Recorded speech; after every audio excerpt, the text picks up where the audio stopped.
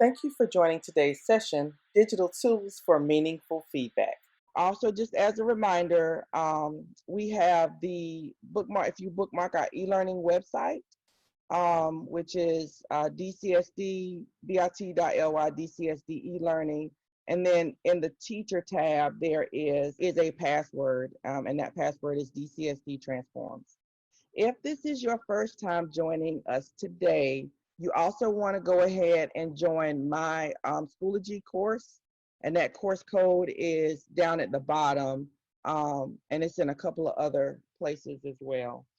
So the e-learning group, the access code, I'm gonna go back and I'm gonna paste in the slide for you all to see. So in that resource group, we have coordinating teachers and literacy coaches who have uploaded lessons that their teachers have done and some that they've worked on.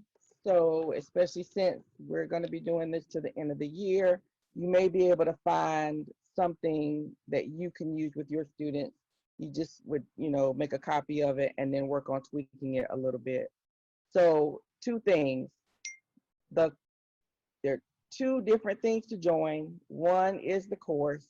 The other is the group. All right, we will go ahead and get started. So for today, we are going to focus on like just why feedback and some of the essentials, like what are the different ways that we can provide feedback in a digital format, feedback options within Google Suite, feedback options in Schoology, and then we'll also look at a few other options that you can use when working on providing feedback to students.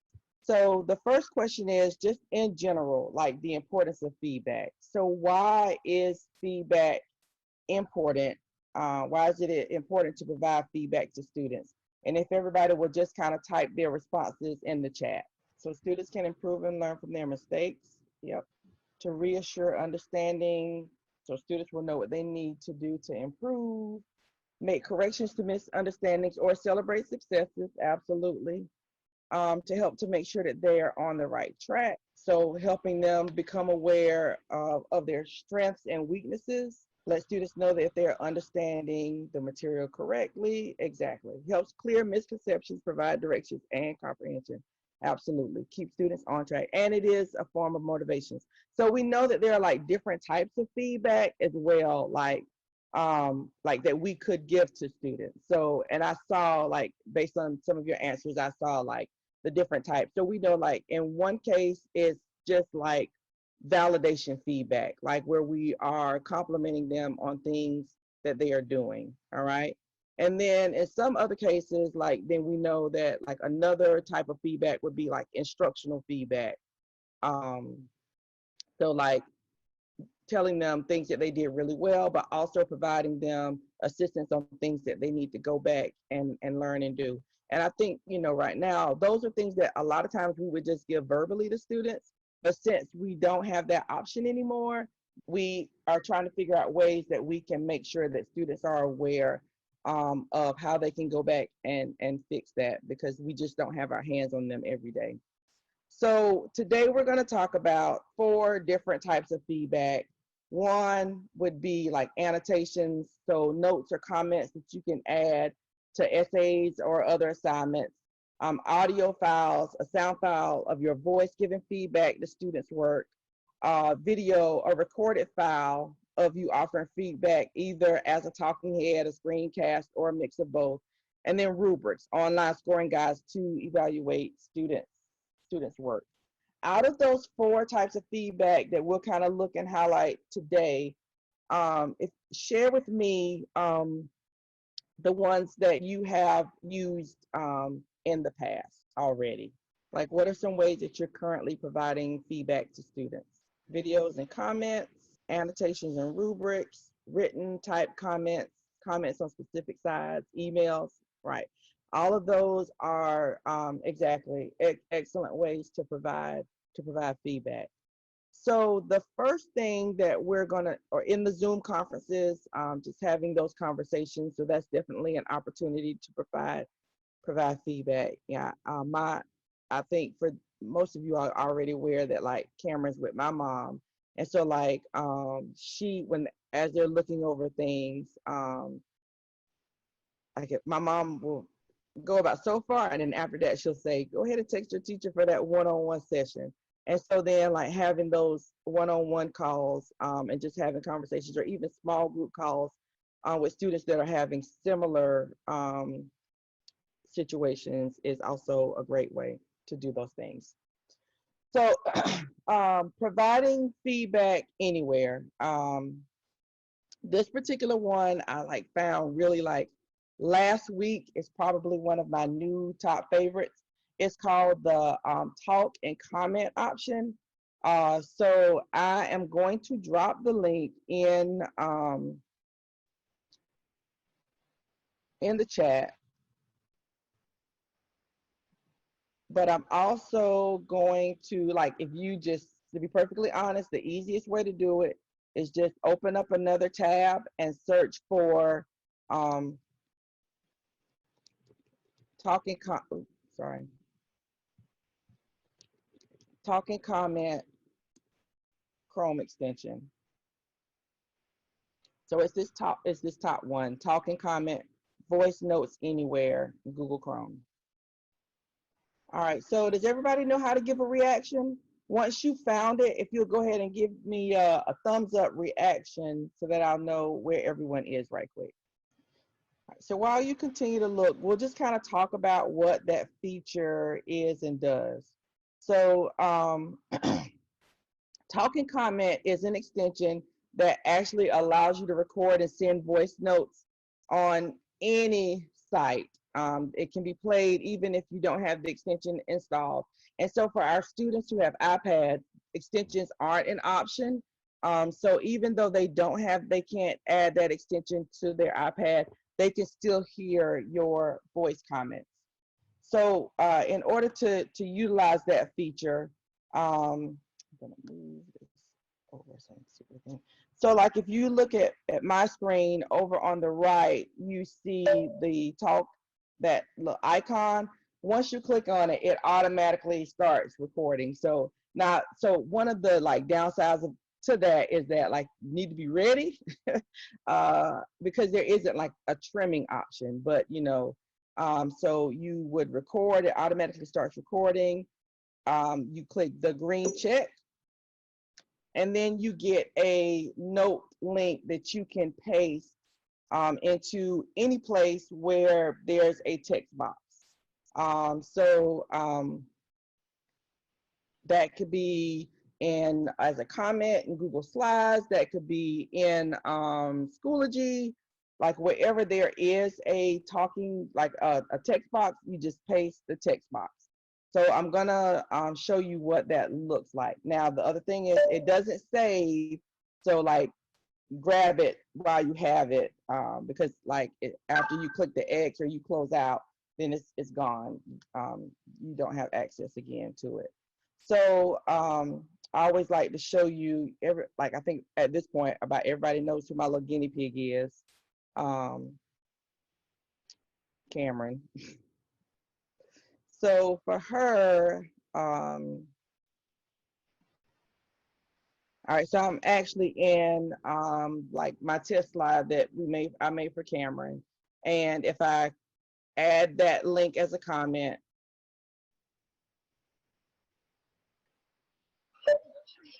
Great job, Cameron. I really liked the way you added your information onto the slide. Keep up the great work. So Ms. Green asked, could this feature be added to use for oral accommodations? Yes. The only thing is really teaching kids how to be able to do that. Because what happens is if you see on the iPad, it's gonna open up in another window. And so because of that, then they would need to know how to make sure that they can go back to the window where the where the text is, so that they can read and listen to. So I mean, talk and comment is fairly simple. Did everybody get a chance to add the extension? So they won't be able to respond to the comment on the iPad because you'd have to have the extension in order to be able to do that, Ms. Stevens. But we'll look at some other ways that if you want it, like for voice options and ways that they can respond, through voice. All right. So, like I said, talking comment works pretty much in every, like as long as there's a text box, you can add a comment. All right. So the next, we're going to spend some time just like basically how do I provide feedback within the Google Suite. And so like this would be like directly inside, like if you're using the Google Drive assignment option, then like you can add comments directly in there. So I'm gonna go back to Cameron's slide. So here as a teacher, if I wanted to provide feedback directly in the slide, then the easiest option is probably to add a comment. I'm gonna actually go to one where something needs to be fixed. So like here, if you look over on the slide, she was supposed to type in what the answer was, but also why she chose that answer. And so here, and hopefully this is working now. We were having some issues with like the email, so Chad is working on that. But if you type a comment to a student and then you use the plus sign and start typing in their name, or you start typing in the email address, it will send them an email notice. So it also goes back to like just making sure that you have conversations with students about like where you're, like how your major ways of communicating, and then making sure that they check those means on a regular basis. So like even with Cameron, I have to remind her every day, and my mom, make sure she checks her email a couple times. We set the notifications up so that they would come across her iPad, and she just swipes them right up and keeps on going. So it's like that reminder, a couple of times a day, make sure you check your email. A couple of things that her teachers do also is like if they have sent an email like to the whole group, they'll drop it in remind and they'll say, please check your email, just share something with you, that you need to take care of, until they get into the habit of on a regular basis checking their email and those spaces that that they see. And our younger kids, for parents too, like our parents are probably getting the remind messages, and because like in some cases they only set it up for parents because of the age 13 part, and so in that case, like sending parents those messages and reminding them, please have students check their email on a regular basis. So if I'm in a Google Slide or a Google Doc, which is probably the ones that we're using more often, it also works in Sheets as well. And also, if it's a PDF link, you have the option to add comments. But so here, if I click the open comment history, and then click the comment option, the easiest thing to do, this is Cameron commenting now because I'm actually in as her, but the best thing to do is to make sure that you go exactly where you want the comment to be. And then also like highlight like what space or area that you want, like what area you're focusing on. So here, like I'm highlighting this part because something is missing, and then I'll click the comment option and add my comment.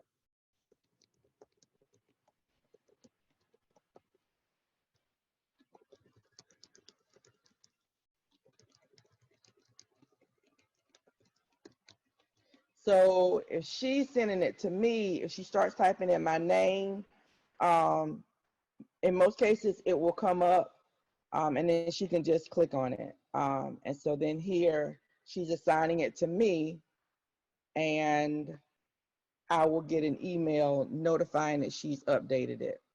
So if the email feature is not working like right now, hopefully that will be working very soon. And yes, that talking comment also does work in Schoology. So for G Suite, it's super simple. Just adding the comment using the plus sign before you type in the student's name will also force an email to come. And hopefully it's working by now. Well, I'll check with Chad a little bit this afternoon. And when I send you like the feedback and the video from the day and all that information, I'll give you an update of where we are on that. All right, so the next part is the providing the feedback option in Schoology. All right, so if you are not, if you have, like if this is a very first session for you with me, then please make sure you join the Schoology course code, because that's where we're gonna spend a lot of time for the next section. So if you'll take a minute, if you have any questions about just the two things that we shared, if you wanna, you can drop questions in the comment box for that. And then we're gonna go ahead and transition over into Schoology. All right, so in most cases, what comes up on the iPad for students, in most cases, when students first log in to Schoology on the app, there is an updates page.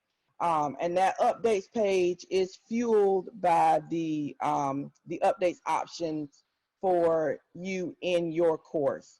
And so I want to talk about that a little bit as well, because that is, goodness gracious, that is another way that you can provide feedback and updates for students. So here I am I'm on my home screen. And like I said, it depends on our settings as teachers as to what the default is. In most cases, it's the course dashboard, so that we see the courses are the first things that come up.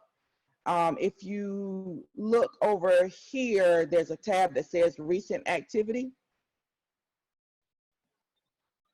And if you are a part of like groups, if you joined groups, like when you did the Schoology Essentials, those things come up, but also like the option to post to like your courses, I think can be done here. I know definitely like the school option. So like if your principals are posting things or your school leadership things are posting updates, they'll show up under this recent activity tab.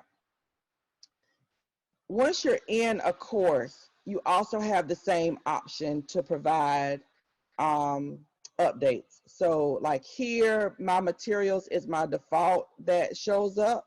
But updates is also an option that in some cases are extremely underutilized. So in updates, like one of the things that I've seen a few teachers do is like under that updates tab as a teacher, you can share like a weekly overview, a daily overview, things, reminders. One of the things that you could do is like a shout out for students who've had a great week. You know, if you're doing Zoom sessions and they're regular, you know, like you can put your Zoom information there for them to join. You know, all of those are options, and it'll show up when they log into Schoology. Also, the great thing about the updates tab is that there are a variety of ways of like things that you can insert. For example, if there's a file that every student needs to access, you can add that file there. If it's a link you want them to access, or a document that you already have in your resources, the option here to like add a poll. How are things going? What are some things that you're having concerns, you know, with you know, like whatever you're currently learning? The poll is an option. And then once it's done, you can copy this into your other courses. So you really, if you're teaching the same, you know, like for me, who was a sixth grade ELA teacher, and I had 4 sections of ELA, I could do it one time, depending on the type of information that I'm sharing, and then copy it into my other courses. So the one that I skipped over is probably my favorite. So good morning. Here are the updates for April 23rd. So you can type those updates in.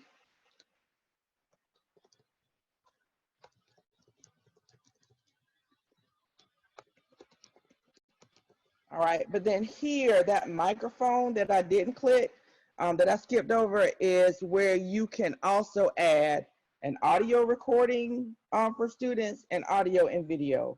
So, you know, like, I think the thing that I noticed the most, like when we first transitioned to e-learning is home, is that, like, you know, we weren't fully prepared, so it was just like, get something on there. And so, like, in those beginning times, think about, our kids went from hearing our voices, hearing us talk and provide feedback and just conversation with them like every day, all day, to pretty much like silence. You know, like if we're uploading like slide decks and documents and stuff like that. And even if we're adding videos, like if they're not our videos, then they're also not hearing our voice.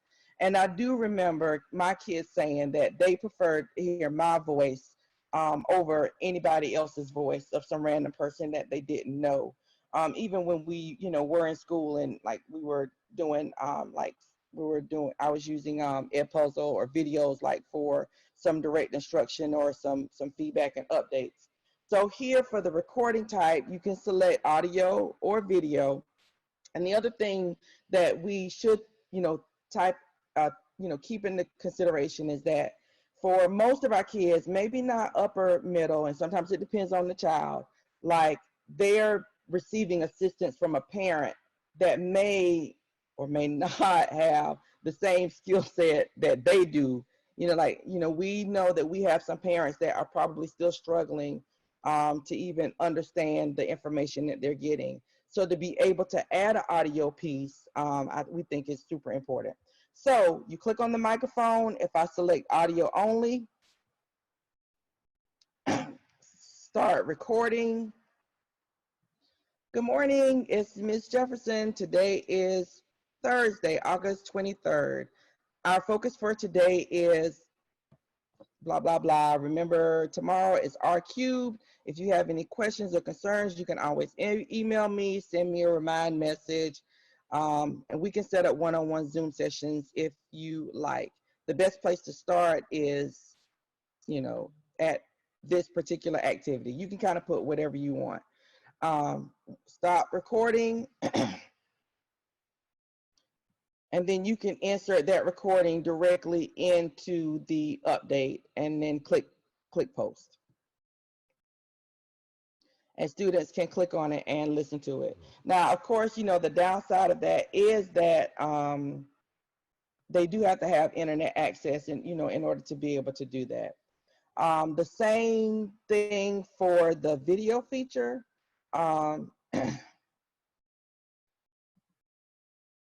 The camera pops up. Good morning, this is Ms. Jefferson. Hope you all have a great day. Our focus for today is this. Make sure you remember that. And if you need me, you know that you can always contact me. Of course, the video does take, you know, a little bit longer than the audio will. Insert recording and then click post so that students can see it. So the other part, you know, of that is the audio and video. And like it's so funny. Like I actually have been putting at least some kind of makeup on, you know, whatever. But there have been days that I had gone to work and I didn't put any makeup on. So, and like the kids don't care. What the funniest thing is that how perceptive kids are. I do remember, because Cameron was a star in probably every single video that I ever made, unless I like made the video at school. And if they didn't see her, that was like the concern. Like, they were like, "Where's Cam? Did she go to your mom's house? Is she somewhere else? You know, did she and her daddy go somewhere?" Like I think it makes us human. So like that definitely are, you know, options. And you can also use these features in other places in Schoology that we'll look at now. So we'll also look at the Google Drive assignments option. All right, so once you are at the submissions tab, you have the option. So like if in your in progress, all right, so if you're in your in progress tabs, then students, as they are opening and they're working on it, you do have the option to you know, add comments directly in here. So like I always, you know, as they're working, I notice like Cameron's math teacher, and her science teacher too, especially as they're working, if she sees things that aren't quite right, even before they've submitted, she tries to go ahead and add comments there. In the same way we talked about how you can add that comment in the Google Drive, you know, assignments option. So it would be the same thing. If you wanted to open it up in a bigger box, you know you absolutely can by clicking the open tab. But if not, you can actually do it right inside Schoology.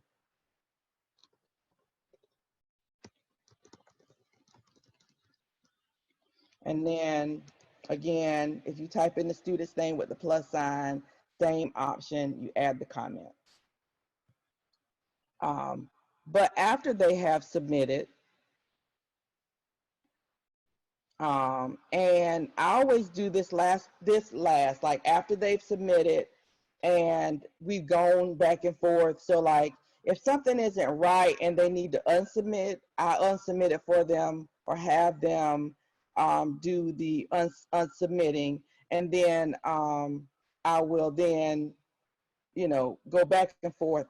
When I'm ready for that final grade part, well, semifinal, where I'm actually putting a grade in, I can put in the grade, but then also I have the option here to put in a comment. Okay.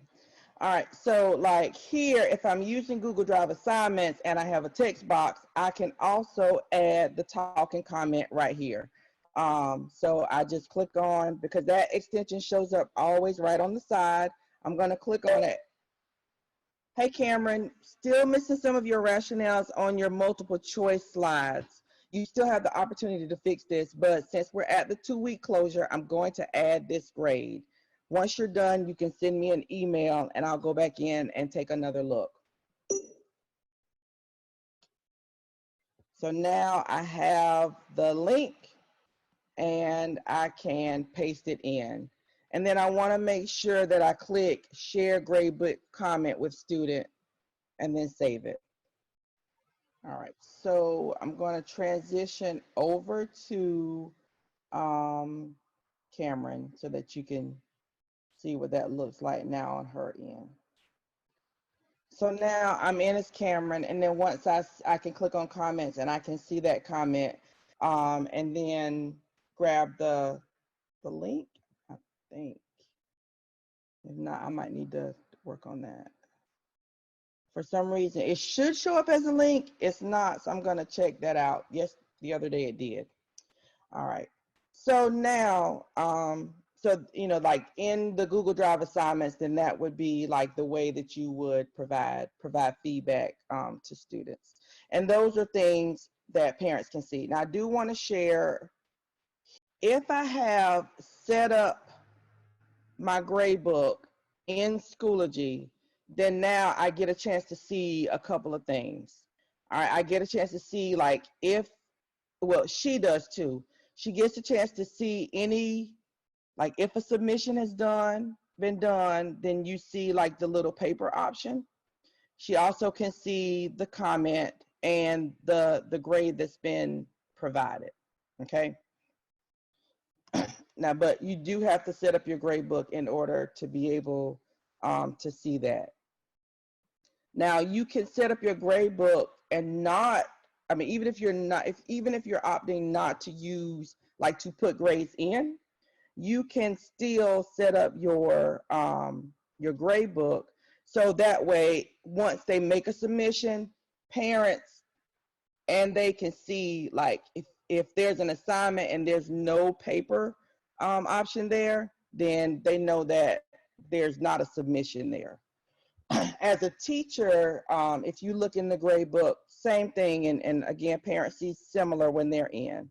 Like if there is if the assignment has a category, then it is in the grade book.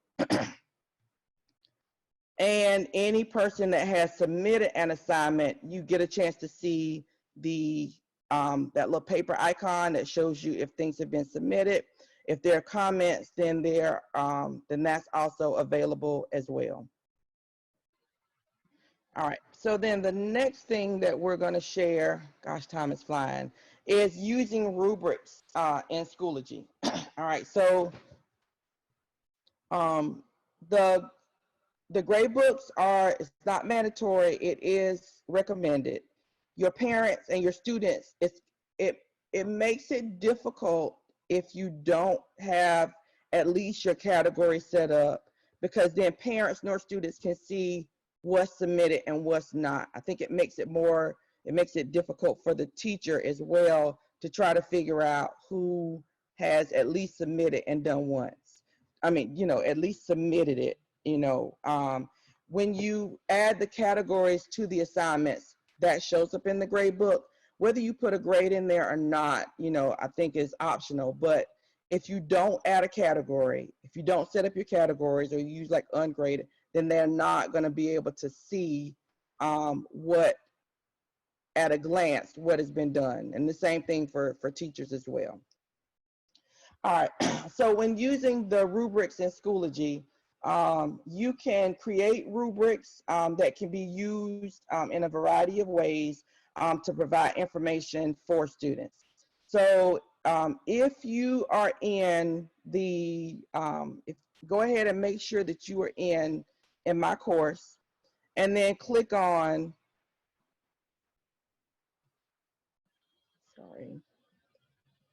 let's go to the e-learning assignment folder for this particular week.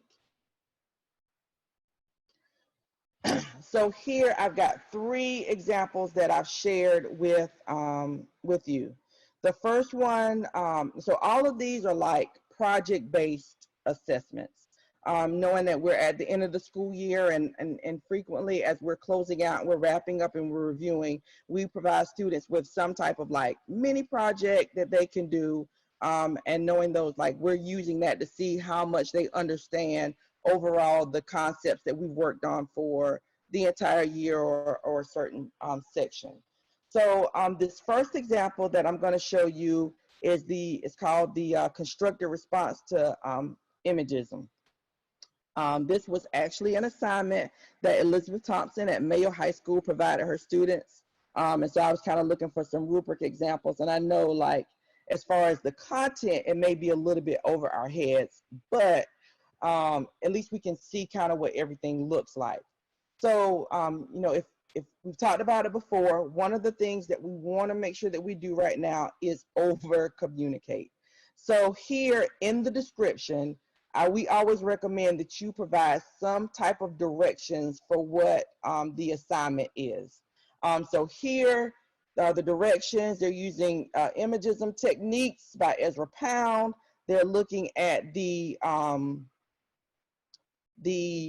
assignment here, like what the actual text is here, the prompt, and then here's the actual rubric that is going to be attached to the assignment. And so she used it as a Google Drive assignments feature. So, but she also added that information here, for students just to be able to see, that they can click on, if they're looking for it. So again, like, it's overkill right now, but I think you can't not do overkill. And again, it shows like the overall rubric down underneath it. Now, if you are in Schoology assignments, so like as a teacher, if you're using the Google Drive assignments, you got your in progress tab. So like here, I can see at a glance who has opened the document. And then also I can also see, let me go to my guinea pig, who has opened the document and maybe where they are. So like, for example, Cameron has opened the document, but she has not done anything with it, okay? And then once students submit, that shows up over on the submissions tab. So that's my view as a teacher. I'm gonna switch over because I hope if you haven't already, let's go ahead and go to this particular assignment on iPad. So here for Cameron, and she clicks on the constructive response. Again, she can see the description and the directions. But then also when she clicks on my document, she can see, and then she can open it up, you know, in Google Drive to be able to look at it. As a teacher, once I'm ready to grade it, as a teacher, once I'm ready to, like, I've provided feedback, we've kind of gone back and forth, I've given her some tips to change, but now I'm ready to grade it. When I click on the grade option here, then the rubric pops up, and all I have to do is I can click on where they are in the rubric. I also can add, for each part of the rubric, I can add a comment. So inference and claims, I put a 1, but I want to say here, you know, decent start. We are still, I don't want to say decent start, because I mean, I say that to my kid, but I wouldn't say that to one of my students. I like how you started. We are still missing blah, blah, blah, blah, blah. So you can give a comment to each part of the rubric, but then you also can give an overall gradebook comment as well, that can be shared with students, and then save it for students to be able to see. The other option, so like, for example, this particular assignment was because it was a document, we just used the Google Drive assignments feature. In some cases, like I put everything in that document. You could, so like, for example, I'm gonna look at if you go back and you look at the next assignment that is up underneath that, the one about volcanoes, which I borrowed from Mrs. Nicole Grant at Darlington Middle School. She had her students to create like a slides presentation on volcanoes and hotspots. So in the description piece, you can see, like, here is the actual rubric that she provided. We also added a copy of like the Google Doc of the rubric that kids could download, be able to see, like, you know, to go back and see, like, if they can't access Schoology. Once they click on it, it opens up in Google Docs, so it gives them something to go back to. And then when I look at the actual in progress document, so you can see the same thing too. Like, once you open the document, you see where I didn't lay it all out. I just took a Google Doc, I added the information about what the project was supposed to be, and then I just created a blank slide, and then the students can go from there. Now, Cameron's in the 8th grade. She has used Google Slides in the past. She knows how to add slides on her iPad and add different content. For her, oh gosh, it's 1 o'clock already. I'm sorry. All right. If I was working with younger students, I would probably go ahead and create the template all the way out, so kids would know where to put different things for them to be able to do. All right, so to create the rubric, one of the things that we haven't talked about a lot, just because we were just trying, like it was survival, is one of the things that we do recommend, especially when we have the Schoology Essentials course, is that teachers create content and resources versus directly in the course. Does anybody remember why it would be a good idea to create in resources versus inside the course? Because the course disappears each year and then it'll be gone. Exactly. So your courses are archived. You do have access to them, but it's just so much harder to find. But if you put things in the resources folder, then you should have it over and over again. So, and so for rubrics, you have the option to create the rubric directly in the assignment. I prefer going over to resources and clicking add rubric. And then this is where you build your rubric. So you would give your rubric a title. So like, say this is a video creation rubric, and then whatever the criteria is. So like content, like, you know, curriculum content may be a part. And then here for the grading scale, you can add, like, if it's 2 points, you can delete, you know, delete.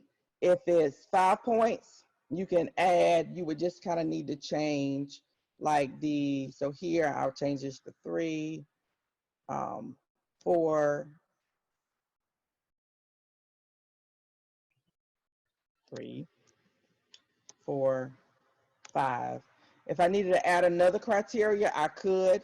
In addition to that, like learning objectives are available. So for example, I'm gonna go to state standards here and South Carolina, college and career ready, English language arts, and then like the particular grade. So if the different parts of the rubric had to deal with different standards, then here you can go further down and then select the parts of the rubric that you want it to be, you know, the parts of the standard that would need to be in the rubric. And then you just click create. So the reason why I say put it here is that because then after you have it, you can just add it to any course that you need for it to be in. You can click on add course and add it anywhere. And then the other part is like here, like this contents rubrics. It also like, so for example, these are the 3 rubrics. These are the 3 rubrics that we shared that are in the course that you can see that I kind of made up. The math one is the one that Mr. Rivers has shared that just talks about like math feedback.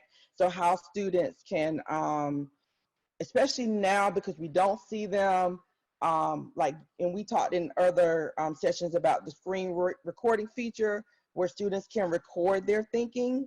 And then upload upload that as an assignment. And so then like this particular rubric focuses on being able to hear the thought processes of students. Again, so like in these content rubrics that I created, the easiest way to share with other people is to put them in a group. So for example, we have our e-learning resources group. And so inside that e-learning resources group, I added those content rubrics. So like you may want to consider creating resource groups for your school or your grade level. And then that way teachers can kind of share by putting it in there. And then CTs and literacy coaches who have access to that e-learning, the e-learning group as an admin to be able to add content, they can go in and add that too, you know, in order for others to share, because the rubrics can be as general or specific, you know, as you like. So the last thing to talk about is, so for example, adding the video feature, like students adding videos to Google Slides is not an easy task. So in some cases, depending on like if it's a video, you know, that type of thing, it is easier to add the assignment like as just a general assignment because students then just kind of submit. So in that case, so for this case, one of the examples, the volcanoes one was a Google Slides, you know, submission. In this case, Mrs. Grant asked students to turn in a clips video using waves. So like here, and I want you to go ahead and go to that assignment on your iPad. And this is the last thing for today.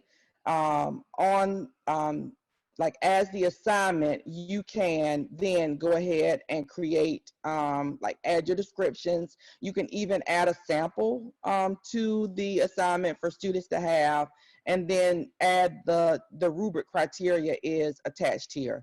So like in some cases, if you go back and you look at that volcanoes rubric, it's very specific about the different parts of volcanoes that she wanted them to share. In this case, the rubric is general, meaning it could be used like for a variety of assignments, for a clips video that could be used over and over again that gives some overall options and stuff.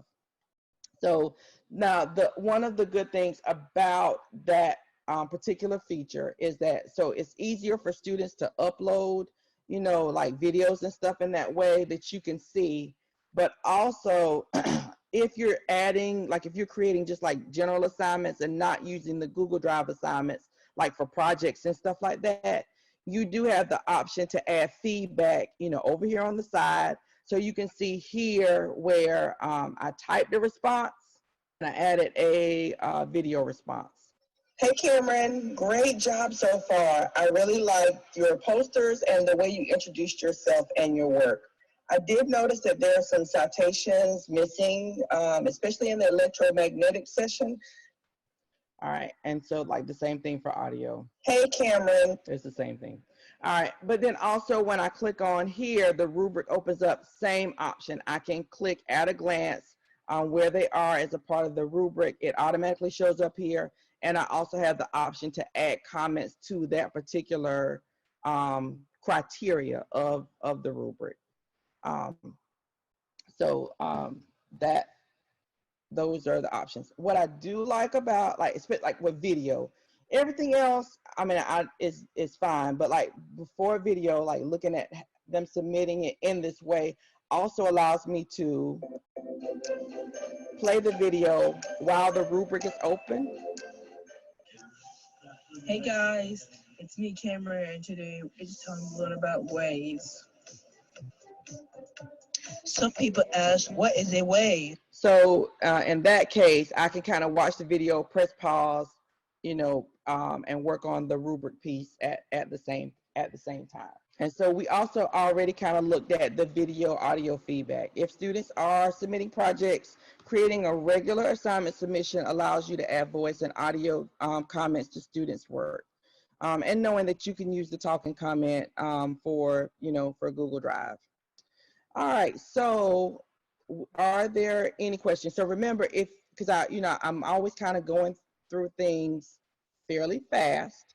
So anybody that wants to stay after the session is over to just kind of go through it step by step, I'm definitely available for that. If you have any questions or anything, you can go ahead and drop them in. And then I've just got a few more things that you can add them in the chat. And then I just have a few more things that I want to share before we close out. And then also after tomorrow, usually tomorrow, by the time after I get the link back, I also send in the, I'll send you a feedback form and the recording from the session, so you'll have that as well. If you need more support, I offer that teacher techie time from 12 to 4 on Mondays, Wednesdays, and Fridays.